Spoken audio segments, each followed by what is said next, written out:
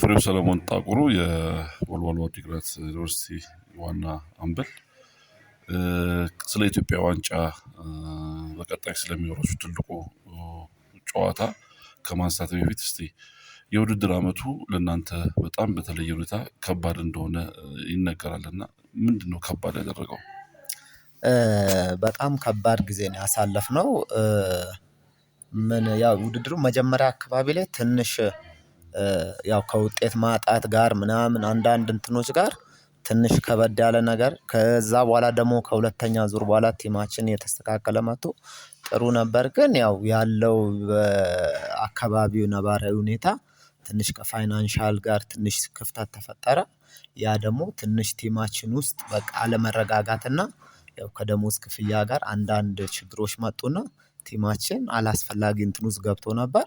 ያው ከፈጣሪ ጋር ግን ያንም ችግር ተቋቁመን አልፈን ዛሬ ላይ ፕሪሚየር ሊግ ላይ መቆየት ችለናል። ፕሪሚየር ሊግ ላይ እንደምትቆዩ በድሬዳዋ ጨዋታ ባሸነፋችሁበት ጨዋታ አረጋግጣችሁ ነበር። ግን በሂሳባዊ ስሌት ያሉንን ነበር ግን እንደተረፋችሁ አውቃችሁ ነበር። በኋላ ላይ ግን በሂሳባዊ ስሌት እንደምትቆዩ ስታስቡ ምን ነበር ስሜቱ? ልክ ብሏል። ያው እኛ ባለው እንትን አርባ ምንጭን የመጨረሻ ጌም ስንገጥም ስናሸንፍ ኦሬዲ 95%ን ጨርሰናል ብለን ነበር ያሰብነው። ከዛ በኋላ ደግሞ ከኛ ኋላ ያሉት ደግሞ የኛን ውጤት የኛን እንትን ጠብቀው የሚሄዱ ቲሞች ነበሩ። የነሱ ደግሞ የዛ ሰዓት ማሸነፍና ከጎሎች ጋር የነበረውን እንትን ሲሰፋ ሲያጠቡና እንትን ሲል ሌላ ደግሞ በራሳችን ልንወስን የምንችለው ሁለት አማራጮችን ይዘን ነበር የመጣነው። በዛ ሁለተኛ ድጋሚ ደግሞ የዛ አይነት እንትኑ ላይ ስንገባ የግድ ከጊዮርጊስ ጋር የመጨረሻውን ጨዋታ አንድ ነጥብ ማግኘት በቃ 100% የኛን የመቆየት እድላችንን እናስፋለን። ለዛ የመጨረሻው ጨዋታውንም ከፈጣሪ ጋር ያው የምንፈልገውን ነገር አግኝተን ወጥተን መቆየት ችለናል። አምበል ነህ፣ ቡድኑን መምራት ኃላፊነት አለብህ። ከባዱን ጊዜ ውስጥ በምን ነበረ የቡድኑን ስሜት ለመጠበቅ የተጫዋቾቹን አንድነት ለመጠበቅ ኃላፊነትን ትወጣ የነበረው? በጣም ከባድ ነበር። ያው እንደ ካፒቴን እንደ ሲነር በጣም ብዙ ነገር እኛው ላይ ነው የነበረው። ያው የነበርነው ካፒቴኖች እንዳለ ሁሉም ጫናዎች ኮቺንግ ስታፍ ላይ እና እኛ ላይ ነበር የነበረው። ያው ከዛ ካለው የአስተዳደራዊ ችግሮች ምናምን ያለው የውጤት መጥፋት ምናምን ደጋፊው ደግሞ እጅግ በጣም ደግሞ የሚደንቅ ነበር። በቃ ይሄን ሁሉ እያየ ችግሩን ከጎናችን ነበር አይዟችሁ ይለን ነበር። እና ያው ልጆቹንም እያንዳንዱ ታዳጊውም ሲነሩም ያለውን ተነጋግረን በቃ መፍትሄ ልናመጣ የምንችለው ውጤታማ ስንሆን ነው። በቃ ያለን አማራጭ ምንድነው? ለስማችን ለክብራችን ለተሰለፍንበት ለመለያው ክብር ስንል በቃ ያለውን ነገር እንፋየትና ያለውን ነገር ፈጣሪ ያለውን መጨረሻ ላይ እንቀበላለን በሚል ነው ልጆቹን እያስተባበልን ያቆየነው። ግን ከፈጣሪ ጋር የሚያም ነገር ያው ሁሉም አንድ ሆኖ የተሻለ ነገር አድርገን መቆየታችንን አረጋግጠናል። የፊታችን ሐሙስ በአዲስ አበባ ስቴዲዮም ትልቁን የሀገሪቱ ሁለተኛ ዋንጫን ከሲዳማ ቡና ጋራ ታደርጋላችሁ።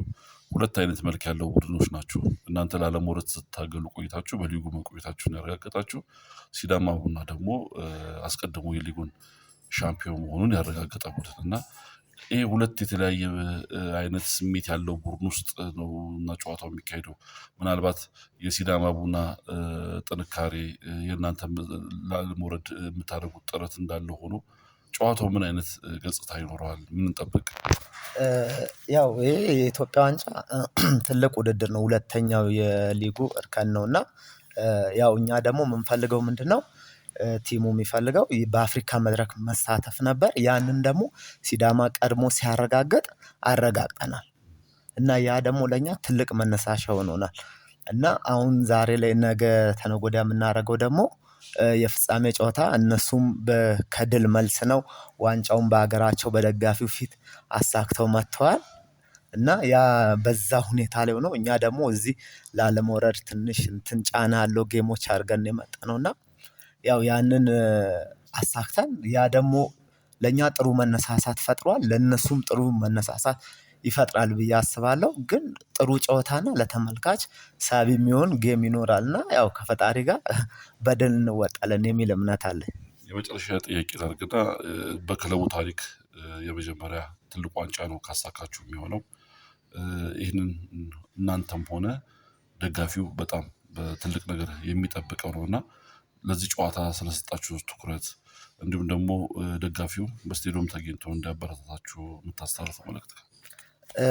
ያው እንዳልከው ነው። ያው አሁን ደጋፊው እጅግ በጣም በሚደንቅና በሚገርም ሁኔታ ነው አሁን እየመጣና እየደገፈን ያለው። አሁንም አንዳንድ ባለሀብቶች ምናምን እየመጡ ጥሩ ድጋፍ እያደረጉልን ነው እና ይሄ ደግሞ በታሪኩ ለመጀመሪያ ጊዜ ያለፈውን ታሪካዊ ጌም ነው ለኛም ለክለቡም እና ያው በድል ደግሞ ስንጨርስ ደግሞ እጅግ በጣም ሁሉ ነገር ያማረ ይሆናል እና ደጋፊው አሁንም ከጎናችን ሆኖ እንዲያበረታታንና እስከዛሬም ደግሞ እየተለዩን ያልሆኑ ደጋፊዎች አሉና ለነሱ ያው ትልቅ መታሰቢያና ትልቅ የክብር ቀን ነው ብዬ ነው የማስበው። እና ያው ከፈጣሪ ጋር ይሄን ዋንጫ ደግሞ አሳክተን ለእነሱ የምናደርግ ይመስለኛል። አመሰግናለሁ። እሺ እኔም አመሰግናለሁ።